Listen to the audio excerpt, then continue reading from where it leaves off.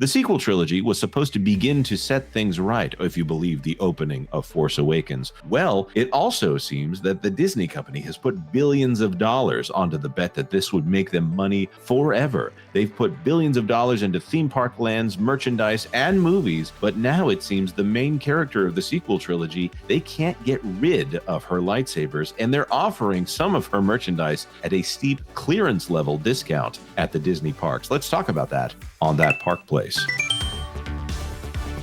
We did want to talk about a story that kind of fell in our laps here.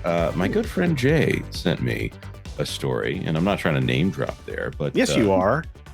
Well, you run that line between not acknowledging and also looking like a name dropper here. But Jay sent me this, and we talked about it there on the website. From That Park Place and Marvin Montanaro, Disney puts Rey lightsabers on clearance at Galaxy's Edge as Star Wars fails to enter streaming charts.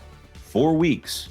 And if we can emphasize this enough here, there's also another article over there on That Park Place that just came out, pointing out that Skeleton Crew is Star Wars' greatest failure. Record low ratings could mean Star Wars is a dead brand. Agreed with that headline 100% here. Did you write the headline? No, I did not write that headline. Marvin wrote that headline. Okay. But the hits keep coming for Disney Star Wars under the leadership of Lucasfilm head Kathleen Kennedy, and not in a good way. 2 recent developments highlight a growing apathy among fans toward the once beloved franchise. Do you remember Star Wars? I miss Star Wars. The heavily discounted Rey Legacy lightsaber at Star Wars Galaxy's Edge, and the continued failure of Skeleton Crew to make a mark on streaming charts. A recent report from Blog Mickey revealed that the Rey Legacy lightsaber at Star Wars Galaxy's Edge has been slashed to nearly half its price, a $160 collectible now available for $99 to offer what should be a major product. By the way, that's a premium product at $160. I know that sometimes we get confused with the small things that Disney really ratchets up the price on. Suggests poor sales and waning interest in merchandise tied to the character of Rey, portrayed by Daisy Ridley. Once positioned as a cornerstone of Disney's sequel trilogy, Rey's appeal has seemingly dimmed among audiences. Hey guys, I just want to ask you, what are the next movies that are supposed to be coming out from Lucasfilm? Well, there's, I guess, 2 right now in development, let's say. What is it? The Rey movie from, what is her directorial name there? I can't. Sharmeen Obaid-Chinoy, yes. And then you have the what is it? A new series of films, perhaps, by a director or by a producer that's coming at the last moment here. And I guess there was a battle for Rey in order to feature her in their respective storylines. Supposedly, we just read from the Hollywood Reporter that there are competing interests for Rey as what was quoted to be the most valuable cinematic asset, that being Rey Skywalker. Well, apparently not in retail. That's for sure. You know what's funny is I actually think Rey can be redeemed. And you only named 2 projects there, one of them being at least a 3-film project. Those are the Simon Kinberg trilogy. Also, there's, of course, the Sean Levy film, which may or may not be part of the Simon Kinberg trilogy. Of course, that leaves off the Rian Johnson trilogy. That's definitely not going to happen at this point. The Taika Waititi film that was totally being worked on, but definitely is not now. And of course, the Mando movie that may have already been filmed at this point, and they're just waiting for the 2nd, 3rd, and 4th rounds of reshoots on that one, I'm sure. And then, of course, Dawn of the Jedi from James Mangold. You know, the guy who is complaining about the fact that he's making a movie that's set in the Star Wars galaxy. We didn't cover that here on this channel, You forgot to include infamous liar James Mangold. The one who said there was no reshoots on Indiana Jones and the Dial of Destiny. We are going to be talking about James Mangold again in this, and it's not for Dawn of the Jedi. Well-known liar James Mangold. Yeah, he went after Matt Kadish pretty hard and made himself look pretty foolish, because all that did was raise Matt Kadish's profile, and now here we are. It's just a tragedy that Lucasfilm hitches their wagon to someone who is so easily provoked into going after people on social media. They seem to think that going after the fans and the people who are, I'm going to say, high level fans. I don't want to discount what Matt Kadish does over there on the Salty Nerd podcast. They do a great job over there of producing a tight show. And Kadish does a great job. He's really capable of having those high level conversations. Yeah. But he could be perceived as a high level Star Wars fan, which I think would be discounting some of the other things that he does here. He came in and pointed out the problems, and most of them were not James Mangold problems with that film. It just happened to be Mangold is in charge of it. To me, that is 2 steps over from blaming the fans for not liking whatever the name of that character played by Moses Ingram was, Reva, in Obi-Wan Kenobi, or trying to say that the reason that the people disliked the Acolyte was something to do with the race or sex of the main character, when really they're just not interested in the show. Skeleton Crew is failing to generate any interest whatsoever. And this is the funny thing. Not a bad show. Andor, also, from what I understand, I haven't watched it yet. It's on my, I should probably watch that at some point list. Also, not a bad show. It seems to be more divisive on whether or not it's actually Star Wars. So for what's his name over here, James Mangold, to decide that he wants to go out there and say, oh, no, I want to get away from that pesky Star Wars lore. Yikes. What were we talking about? Oh, yeah, that's right. Rey Skywalker. All right. Ray! I'm just gonna say this. This is the clearance rack to me. 40% off when you've got somebody in a theme park. You don't go to a theme park to find out what's 40% off. This is supposed to be the moment when people are paying top dollar. People are making poor financial decisions when they're here at the theme park. Hey, Culture, how much is a savvy lightsaber? Oh, I couldn't even begin to tell you, nor care, but probably $200, $250. Don't you have a few of them? I do, but I don't remember. $220 at Star Wars Galaxy's Edge in Disneyland, $250 at Star Wars Galaxy's Edge. I was right. So I said between $200 and $250. So yeah. Let me tell you, I could do a better lightsaber presentation at a Boy Scouts campfire circle. Yeah, I think that true Star Wars fans could probably if they had this access to the same technology as the Walt Disney Company, could do a better job of it. Really, it just seems like it's there to sell merch. They have the access to all of the IP, so it's kind of stuck there with people who aren't going to do a good job with it. Not necessarily talking about Skeleton Crew on that one, but it's like there's little dashes of Star Wars thrown in. Oh, when he threatens them, could it be with a lightsaber? Sure, why not? Does it affect the scene in any way? No, not really. We're going back and forth between the Rey lightsaber and Skeleton Crew because obviously it's related in this way. Star Wars is gone past being something that makes people angry and gone into an area where people are just apathetic to it. Yes. Yeah. I don't know that you could say it any better than that. Apathy. We've reached apathy. I mean, some people have gone past that. They've been dejected entirely and they're no longer going to return. But I mean, apathy, it's like, Star Wars. Yeah. Yeah. And especially with, what's most concerning, I think, for Lucasfilm is, again, they were suggesting that Rey was their most valuable cinematic asset. And there's some speculation that they even included that final scene in Rise of Skywalker at the end there to show off her lightsaber in order to sell merchant toys based off of that specific saber right there. And so when this particular lightsaber made its debut in Star Wars Galaxy's Edge, it was actually seen with some interest. But obviously that has waned to a paramount degree here when you take something like this lightsaber that was $160 and reduce it to $100 in Star Wars Galaxy's Edge. This isn't like Cast Connections or something else that's off-site. This is within, like you were pointing out there, Jonas, within this area in which people were making questionable financial decisions. Even then, they couldn't actually move this thing. Really tells you what the state of Star Wars actually currently looks like.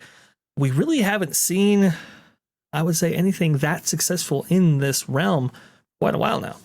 Right. And just to be clear, they spent $2 billion building Galaxy's Edges over in 2 parks. And this is supposed to be centered on Rey Skywalker. And they wouldn't, if they had 1 or 2 left there, they would just get rid of them. They've got lots of them if they're trying to push them at a 40% discount. here. I'm also going to point out that these things were very much set in the sequel trilogy because they were confident that they were going to be able to move merch. This also, if we want to talk about the theme park aspect here, goes to show that you shouldn't build an IP in a land around something that you are still working on right now. You should wait at least 10 years before you put it into a theme park, unless it's a character meet and greet or something that's going to be there for just a minute. Soak up your merchandising dollars from your meet and greets or whatever it is, and then see whether or not you want to build a theme park land around it. That doesn't seem to be what Disney wants to do these days. Vash, you got something you want to say there? Oh, I was just including the image of what this saber actually looked like right here. And, I don't hate the design. I think it's one where you're actually flicking the circular switch there, which is interesting. I don't like that myself. I would be more of I don't know if I would be a dead man switch kind of person where you have to be holding it the entire time. That's not the right word for it. Obviously, different lightsaber choices can be made. That's why each Jedi is supposed to make their own lightsaber. The other thing about it, and I totally agree with the theory that you talked about there, Vash, that this was put into the absolute end of the movie. She buries Luke's lightsaber. And, oh, by the way, they made sure that Leia had a lightsaber, even though she'd never used a lightsaber before in the series. Even Han used a lightsaber in Empire Strikes Back, just pointing that out. So they got the double merchandising there by having Leia have a lightsaber. I know they put some flashback in there. I know. And then she's holding a lightsaber. Why does she ignite this lightsaber? The only reason is to have it turn on in the middle of all of this, and she uses a quote unquote new color. It's only a new color insofar as the movies go. The yellow color of lightsabers, I believe the Jedi Temple Guard use those. Sentinels, right? Sentinel? Yeah, I think so. Yeah. There we go. All right. Well, anybody going to be picking one of these up, for the low price of $100? No, I do not want girl power of the lightsaber. I think that's the biggest flaw that Lucasfilm has had since Kathy took over. Yep. Is it's only been driven to ladies. Even the experiences in Galaxy's Edge were driven to ladies. I know there were men in it, but that's not what it was about. It was about the feels. It wasn't about the content or anything else. I know I'm going to get hate for this. I don't care. This is a boys brand that they refused to make a boys brand, and they were so driven by that they did not bring any masculine hero out to walk around in the first year and a half, if I remember. Yeah, they focused on a black lady with blue hair and a red jacket, which almost looked like a Star Wars character, but it very much went into that area of a theme park character that happened to be in Star Wars. It looked like they were kind of making fun of the idea. Yeah, also, and then walking around in the Hondo Ohnaka suit that was voiced by Jim Cummings, like they had Jim Cummings do some voiceover there. It was very strange. Yeah, and again, you had Rey herself running away from something. And look, from the very beginning, Galaxy's Edge was a compromised mess. Joseph Froscos has it perfectly right here. Don Carnage. Yes, the Hondo Ohnaka voice is pretty much Don Carnage up from Tailspin. No, but Carnage was great because I've heard Jim Cummings talk about it, that he was supposed to be a generic pirate voice. It's like, actually, what if I talk like this all the time? Culture, please. No, I was just gonna say it's just the Galaxy's Edge ideas were corrupted from the very point that they decided to change it from the 3 lands that were going to be the touchstones for the traditional fans and everybody that followed. This is the problem with Disney. It's like, we don't want people to be fans of the old IP that we bought because we wanted to have that so we could, leech off it. No. We want them to be fans of our culturally shifted IP. And that it doesn't work. Had they stuck with the original plan, none of us would be complaining about Galaxy's Edge. We wouldn't even likely have, or we would have had very limited editions of the unsuccessful Rey lightsaber. Right. Or maybe they would have built the rides around things people are nostalgic for. because Star Tours is built on nostalgia. And I reluctantly accept that there is a risk when I get on the ride that they're going to be talking about Ahsoka or Andor, or maybe, hey, the top tier of the things that I'm not necessarily picking, Mandalorian right there. But really what I'm there for, if they told me that for 1 week they were going to be putting original Star Tours in there, okay. I cannot get my kids interested in Star Wars, and I might have a 4K copy of the original Star Tours that I have on my media server at home, and I played it, and the kids were all super excited. They wanted to watch it again, and of course, there's no motion with it when you watch it in that way, but really well done, really great storytelling. So, by the way, I got called out in the comments here. Joseph Frost goes, Acolyte had multiple yellow lightsabers. I might have a little bit of defense in timing on that one. Who would have actually paid attention to that? I mean, Joseph, obviously you did, Joseph Frost Ghost, but then I honestly didn't care. I just felt like it was rainbow representation. It had nothing to do with what their actual assignments were as Jedi. I thought it was like, hey, let's make sure we have a purple and a green and a red and a yellow and a blue. Yeah. But Plo Koon, Plo Koon obviously got a lot more focus in the Clone Wars than he did in Attack of the Clones, but maybe he had a yellow lightsaber. Did he have one on screen? Good question. Well, I would contend that those lightsabers meant something at the time. Disney just uses them as they feel. Again, it's a lot of feelings involved in Star Wars now. I was okay with we got a blue one and a red one. Oh, well, we need a new one. We got a green one here. We need green. No. We need rainbow. No. Okay. No, they've got the rainbow in the Disney title card that they put on everything anymore these days. Not everything. Obviously, they've gone Marvel and Lucasfilm, but they'll figure out a way. Mike and Ayers for $4.99. Thank you very much for the super chat. Only Star Wars toys I saw come out last year was Rey and Ren in a 5-pack with Kenobi, Maul, and OT Stormtrooper. They also just kept her name Rey. I think I think that I hope that they understand now that having a Palpatine convince the galaxy that she's actually a Skywalker is classic Palpatine right there. Sounds very Biden administration to me. She killed her grandfather, which was the greatest threat to her. And now she is atop of the resistance, which is probably putting together its own government. So, yeah, classic Palpatine. Kanan Barnes for $5. As someone who wants to purchase Vader's lightsaber and build their own lightsaber, how should I go about it affordably? Reach out to Theory Sabers. TheorySabers.com. We're not trying to advertise for Theory Sabers. I'm not sponsored. I am not. He seems to be doing a pretty good job of it over there. I am not sponsored by Star Wars Theory, but there are way more lightsaber companies out there that will get you what you're looking for. No, you won't be building it with your own two hands, but you'll be getting a very high quality, resilient. Let me tell you how not resilient Star Wars lightsabers are from Disney, but a resilient saber that not only will you treat with respect, but it will likely not fall apart immediately. Okay. OCDD, a purple saber makes sense. Red plus blue. That's absolutely correct. It does make sense. And also the fact that Samuel L. Jackson in the Apocrypha says, yes, I wanted one of those. By the way, Greg Kirby asks, how did Palpy return from the dead? A couple of lines here and there.